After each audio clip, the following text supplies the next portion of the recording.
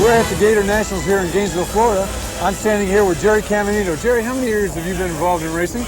Oh, now we're doing it since 1979 and going strong still. What class do you race in? I run a nitro fuel funny car. It runs on nitromethane. It runs in, the best we've ever done is 535 at 278. Wow, 278 miles an hour. That's hold on for life, right? And then some. Okay, now, you've experimented with a lot of other products, I'm sure, but how about lubricants and additives? Have you used any different things there to try and help improve the reliability of your engine? Well, we found out for the past year or so, especially in the engine department, as an oil additive, we've been using the extra lube by Bell. And we find that to make the bearings, they used to get scuffed. Okay, scuffing is that what happens is that there's so much pressure that's involved inside of a cylinder, liquid compression, basically, because we pour so much fuel into these engines, and it pushes the oil away from the bearing. Okay, now with the Bell additive, what happens is that it stays there even though the crankshaft is trying to push it away from the bearing. We find that to help us out tremendously in the past. Oh, we're using a Bell additive now for about a year and a half, and we're very pleased with that effort. And now, how long would a set of bearings last you? I think maybe you go through like a half a dozen a race or something like that before you started using the lubricants? Oh, what would happen is that after each run, we always drain the oil, check all the bearings, that's all the rods and all the mains.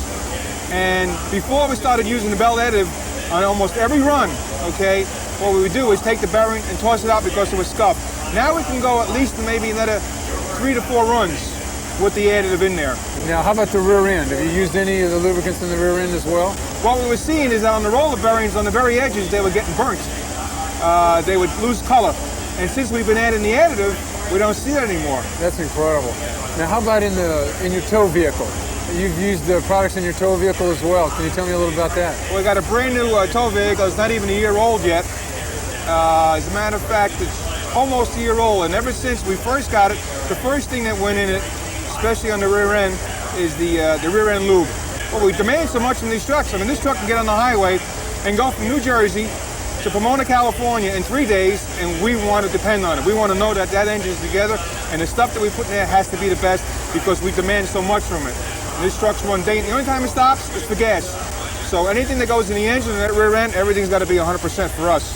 Now, how about the fuel additives? You use some of the fuel additives too, right, from Bell additives? We started using that when we made the trip westward last year because we're doing a lot of mountain climbing. When we go to Denver, the Mile High Nationals, and we used to experience a lot of pinging. And no matter what gas we used, we still had it when we started to try to do those long hauls. But we cut it down tremendously last year when we switched to the Mexico. Okay, that really worked great for us last year. And we do not fill up unless we have this in the car. I think you've also played around a little bit with the Big Daddy Don Garlis' power booster. We put the power booster in there, and what I failed to say, we do use it in the generator as well. The generator runs all day and into the night, and we use the Mexico and the power booster because we buy basically regular gas, and we figured this is a cheap substitute for high test, because when you travel around the country and you see some of these pump prices, this is the cheapest way to upgrade that gas. Fantastic. Now, how about the grease? You've also used the grease. Can you tell me a little bit about that? Well, the grease has been an experiment I did later part of last year. We'll be using it basically in the wheel bearings, okay? But last year, we were having a problem.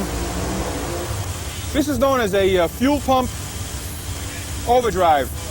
What we were experiencing is that the gear was trying to drive into the cover, okay? But since we added the Ultra Lube in there, we no longer see this wear pattern in here. We will not put this together unless we got a fresh load of the Extra Lube in there. Solve that problem.